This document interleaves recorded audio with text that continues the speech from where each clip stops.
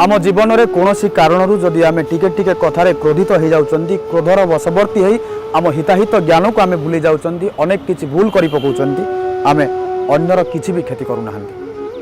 अन्यर क्षति तो बहुत पछरे हम प्रथमे आम आम निजर क्षति करुँच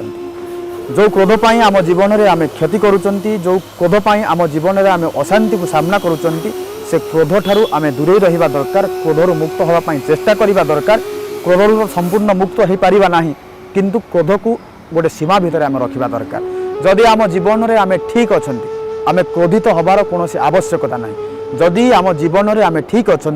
आम क्रोधित हबार कौन आवश्यकता ना जदि आम जीवन में आम भूल अच्छा क्रोध करार आमर अधिकार ना आमको कहीं अपमान करदे आम क्रोधित होती आमको कहीं असम्मान करदे आम क्रोधित होती आमको कहीं निंदा करदे आम क्रोधित होती आम इच्छा अनुसार जितेबाला किसी कार्य हुए ना से आम क्रोधित होती आम अहंकार को चोट लगे आम क्रोधित होती जार परिणाम स्वरूप आम जीवन में आम अशांति को सामना करती आम जीवन दुर्विष हो जाए जीवन नरक भली लगे आम जीवन में प्रत्येक समय आम अशांति सहित बंचती जो क्रोधपाई आम जीवन में अशांति आसे जो क्रोधपाई आम जीवन में आम समस्या को सामना करती से क्रोधरू आम वंचित हवा दरकार क्रोध को आम नियंत्रण रखा आम चेष्टा करवा दरकार लुहा बहुत शक्त पदार्थ लुहा को जदि आम गरम निआरे पकईबा लुहा अत्याधिक गरम हो गले सी तरली जाए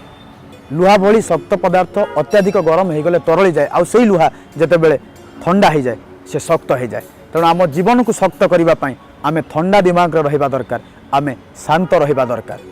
जड़े राजा थिले प्रजानुरंजक राजा थिले राजांकर गोटे राज दरबार थरे बसीला राज दरबार रे जड़े जहुरी आसी पहुँचला कहला महाराज मो दुई हाथ में मु दुईटी मणि धरी गोटे असली मणि गोटे नकली मणि आपण जदि आपण जहुरी मान द्वारा परीक्षा कर असली कौटा नकली कौटा कहीदे पारे मु मो मणि को आपण को मागणार देदेवि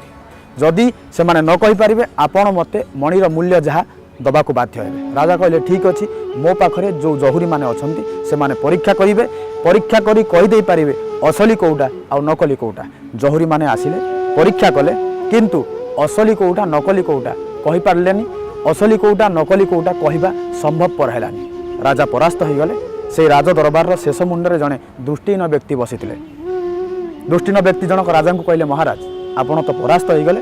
मते गोटे थर सुजोग दिंतु मु कहीपरि असली कौटा और नकली कौटा दृष्टिहीन व्यक्ति को से मणिटी दिगला मणि दुईटी को धरी दृष्टिहीन व्यक्ति जनक किसी समय पदा को गले पदारे किसी समय रहिला परे पुणी राज दरबार भीतर को आसिले कहले महाराज मो डाण हाथ में जो मणिटी को धरी सेटा हूँ असली मो बाम हाथ में जो मणिटी को धरी सेटा हूँ नकली राजा आश्चर्य हो गले कहले तुम तो देखिपारुना तुम केमी असली आ नकली परीक्षा कर दृष्टिहीन व्यक्ति जन कहले मु बाहर को गली खरारे किसी समय मणि दुईटी को रखीदेली जो मणिटी उत्तप्त हो गला मु जानिली सेटा मणि नुह सेटा काच सी हूँ नकली जो मणिटी उत्तप्त है ना जो मणिटी गरम है ना मु जानिली सेटा हूँ असली आम जीवन विषम परिस्थिति रे आम जीवन कठिन परिस्थिति रे जदि आम ठंडा दिमाग रोचंती जदि आम शांत हो रही पारुचंती आम जानिबा जे आम भितर प्रकृत में असली मनीषर परिचय अच्छी तेणु प्रत्येक परिस्थिति रे प्रत्येक स्थिति रे आम शांत रहिबा चेष्टा करिबा आम असली मनीषर परिचय देवा चेष्टा करिबा सेटिपाई आम क्रोधरू निवृत्त रहिबा क्रोध को आम नियंत्रण रखा चेष्टा करिबा जदि कुकुर आमको कामुड़िला आम कुकुर को कामुड़िले तो आम नियंत्रण बाहर अछंती कुकुर आमको 4 इंच कामुड़िला आम 6 इंच कामुड़ा तो आम नियंत्रण बाहर अच्छा आम आम हिताहित ज्ञान को भूली जाइंट आमको जदि के क्रोधरे किसी कहीदेला आम क्रोधित होती तो आम आम नियंत्रण ना से समय आम नियंत्रण रहिबार आवश्यकता अच्छी जो क्रोध आम हस को हत्या कर दिए जो क्रोध आम खुशी को खत्म कर दिए से क्रोधरू आम वंचित हवा दरकार क्रोध को आम नियंत्रण रखा दरकार शेष में एति कथा कहबी ए दुनिया को जितेबाला आम आसी किसी भी नहीं आसी नथिले जितेबाला दुनिया रू जीवा किसी भी नहीं जीवानी जहाँ करवा एठी करवा जहाँ छाड़ी जीवा एठी छाड़ी जीवा तो जीवा पूर्वर आम क्रोध नुह करुणा को नहीं बंचिबा आम हिंसा नुह अहिंसा को नहीं बंचिबा आम भल पाइबा को नहीं बंचिबा आम जीवन में क्रोधरू निवृत्त रहिबा चेष्टा करिबा क्रोध को नियंत्रण करने को चेष्टा करिबा जो क्रोध पाई आम जीवन में आम अशांति को आमंत्रण करती आम खुशी टिके रही पारंतिनी आम जीवन दुर्विष हो जाए से क्रोध को आम आम नियंत्रण रखी आम जीवन को खुशीमय करवा आनंदमय करवा गोटे सहर में जड़े प्रतिष्ठित चित्रशिल्पी रोते बहुत सुंदर चित्र आंकुले आ बहुत सुंदर चित्र आंकुले बोली लोक मैंने बहुत तारीफ करुले आ प्रशंसा करुले थरे से चित्रशिल्पी जनक गोटे विराट बड़ सुंदर चित्र आंकी ସହରର ମଧ୍ୟ ଭାଗରେ ଲଗାଇଦେଲେ ଆଉ ସେ ଚିତ୍ର ତଳେ ଲେଖିଦେଲେ ଯଦି ଆପଣମାନେ ଏ ଚିତ୍ର ଭିତରେ କୌଣସି ଜାଗାରେ ଭୁଲ ଦେଖିବାକୁ ପାଉଛନ୍ତି ସେ ଭୁଲ ଜାଗାରେ ବିନ୍ଦୁଟିଏ ଲଗାଇ ଦିଅନ୍ତୁ। ସକାଳୁ ସକାଳୁ ଚିତ୍ରଟିକୁ ସହରର ମଧ୍ୟ ଭାଗରେ ଲଗାଇଦେଲେ। ସନ୍ଧ୍ୟାବେଳେ ଯାଇ ଦେଖିଲେ ଚିତ୍ର ସାରା କେବଳ ବିନ୍ଦୁ ଭର୍ତ୍ତି ହେଇକି ଅଛି, ଚିତ୍ର ବୋଲି କିଛି ନାହିଁ। ଅର୍ଥାତ୍ ଚିତ୍ର ଭିତରେ ଲୋକମାନେ ଅନେକ ଭୁଲ ଦେଖିବାକୁ ପାଇଛନ୍ତି ଆଉ ସେ ଭୁଲ ଜାଗାରେ ବିନ୍ଦୁ ଦେଇଛନ୍ତି। ଏହି କଥା ଦେଖିଲା ପରେ ଚିତ୍ରଶିଳ୍ପୀ ଜଣକ ହତୋତ୍ସାହିତ ହୋଇଗଲେ, ଭାଙ୍ଗି ପଡ଼ିଲେ, ଦୁଃଖିତ ହୋଇଗଲେ। ଭାବିଲେ ମୁଁ ଏତେ ସୁନ୍ଦର ଚିତ୍ର ଆଙ୍କୁଛି ତଥାପି ମୋ ଚିତ୍ର ଭିତରେ ଭୁଲ ରହୁଛି ଆଉ ସେ ଭୁଲକୁ ଦେଖି ଲୋକମାନେ ବିନ୍ଦୁ ଲଗାଇଛନ୍ତି। ଏ କଥା ଦେଖି ଦୁଃଖିତ ହୋଇଗଲେ, ହତୋତ୍ସାହିତ ହୋଇଗଲେ। ଯାଇକି ତାଙ୍କ ସାଙ୍ଗକୁ କହିଲେ ସାଙ୍ଗ ମୁଁ ବହୁତ ବଡ଼ ସୁନ୍ଦର ଚିତ୍ରଟି ଆଙ୍କିଥିଲି, ତାକୁ ସହରର ମଧ୍ୟ ଭାଗରେ ଲଗାଇଥିଲି ଆଉ ତା ତଳେ ଲେଖିଦେଇଥିଲି ଯଦି ଆପଣମାନେ ଏ ଚିତ୍ର ଭିତରେ କୌଣସି ଜାଗାରେ କେହି ଭୁଲ ଦେଖିବାକୁ ପାଉଛନ୍ତି ସେ ଭୁଲ ଜାଗାରେ ବିନ୍ଦୁଟିଏ ଦିଅନ୍ତୁ। ସକାଳୁ ସକାଳୁ ଚିତ୍ର ଲଗାଇଥିଲି, ସନ୍ଧ୍ୟାବେଳେ ଯାଇ ଦେଖିଲି ଚିତ୍ର ସାରା କେବଳ ବିନ୍ଦୁ ଭର୍ତ୍ତି ହେଇକି ଅଛି, ଚିତ୍ର ବୋଲି କିଛି ନାହିଁ। ଏ କଥା ଦେଖିଲା ପରେ ମୋତେ ଦୁଃଖ ଲାଗୁଛି। ମୁଁ ଏତେ ସୁନ୍ଦର ଚିତ୍ର ଆଙ୍କୁଛି ତଥାପି ମୋ ଚିତ୍ର ଭିତରେ ଲୋକ ଭୁଲ ଧରୁଛନ୍ତି, ମୁଁ ହତୋତ୍ସାହିତ ହୋଇଯାଉଛି। ତାଙ୍କ ସାଙ୍ଗ ଏ କଥା ଶୁଣିଲା ପରେ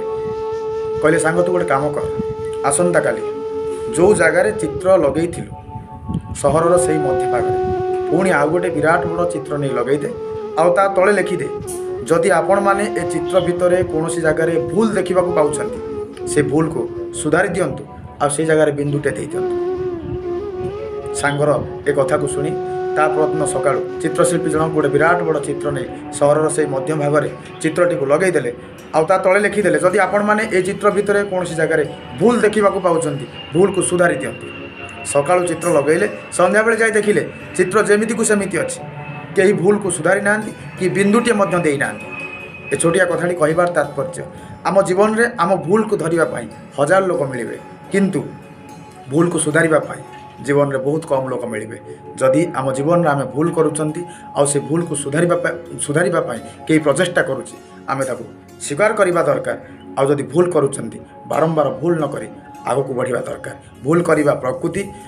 ଭୁଲ କରୁଛନ୍ତି ଜାଣିଲା ପରେ ବାରମ୍ବାର ଭୁଲକୁ ଦୋହରାଇବା ଇଏ ବିକୃତି ଆଉ ଭୁଲକୁ ସଂଶୋଧନ କରି ଆଗକୁ ବଢ଼ିବା ଇଏ ପ୍ରଗତି। ତେଣୁ ଆସନ୍ତୁ ଯଦି ଆମେ ଭୁଲ କରୁଛନ୍ତି ସେ ଭୁଲକୁ କେହି ସୁଧାରିବାକୁ ଚେଷ୍ଟା କରୁଛି ଆମେ ତାକୁ ସ୍ୱୀକାର କରିବା, ଭୁଲ ନ କରି ଯଦି ଭୁଲ କରୁଛନ୍ତି ତାକୁ ସଂଶୋଧନ କରି ଆଗକୁ ବଢ଼ିବା, ଆମ ଜୀବନକୁ ସହଜ ସରସ ଆଉ ସୁନ୍ଦର କରିବା। ଜୀବନ ଆମର ଦାୟିତ୍ୱ ଆମର।